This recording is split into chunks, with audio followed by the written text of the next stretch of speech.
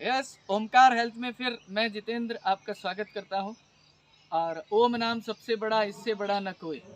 ये ध्वनि है जो अनद नाद भी जिसको बोलते हैं। लेकिन मैं आज आपसे बात करने वाला हूँ स्वास्थ्य का राज, प्राकृतिक विहार।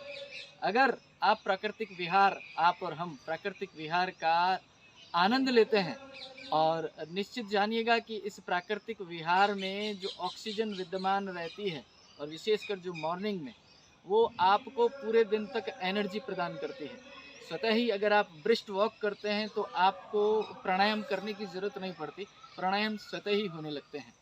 हरियाली में वातावरण में अगर आप सवेरे सवेरे निकल पड़ते हैं तो आपका कार्डियोवास्कुलर सिस्टम सही होता है, आपके हार्ट की प्रॉब्लम नहीं होती। अगर ब्रिस्ट वॉक करते हैं सवेरे सवेरे तो स्वतः ही आपको प्राणायाम हो जाते हैं, और जब प्राणायाम हो जाते हैं, प्राणों का आवागमन सही होने लगता है, तो निश्चित जानिएगा कि अपने जो 7 चक्र होते हैं, उन सातों चक्रों पे इतनी ज़बरदस्त एनर्जी मिल जाती है कि रोग स्वतः ही भाग खड़े होते हैं। समझने की बात है कि अगर हम लथार्जिक हो जाते हैं, सवेरे लेट उठते हैं, और अपना अपना दुश्मन स्वतः ही बन जाते हैं। क्योंकि पहले तो हम लोग क्या करते थे कि जब सूरज का इंतज़ार करते थे एक लोटा जल लेकर, और आज की वर्तमान स्थिति ये है कि हम सूरज की किरणें हमको आकर जगाती है। ये आज के जनरेशन की हालत है। अगर हम वास्तव में सेहतमंद जीवन जीना चाहते हैं तो प्राकृतिक विहार पर आधा घंटा सवेरे मॉर्निंग वॉक पर और प्राणायाम पर विशेष ध्यान देंगे।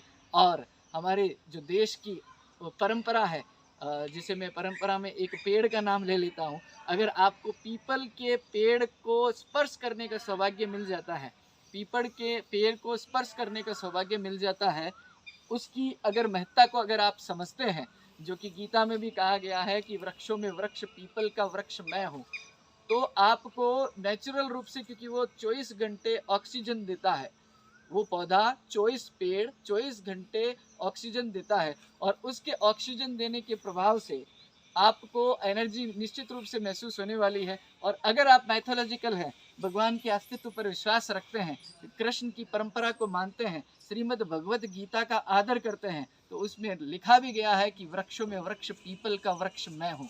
एक बार 3-4 दिन पीपल के वृक्ष के नीचे बैठकर तो देखिए, बीमारी आपके पास आएगी ही नहीं। सभी कुछ जो हमारे लिए आवश्यक है हमारे आसपास है, लेकिन हम अनभिज्ञ हैं, जानकर अनजान है। तो पहला सुख निरोगी काया, अगर इस चीज़ को हमको समझना है तो हमारे भगवान की दी हुई अनमोल उपहार का आदर करते हुए इनका फ़ायदा उठाना चाहिए। मैं जितेंद्र जो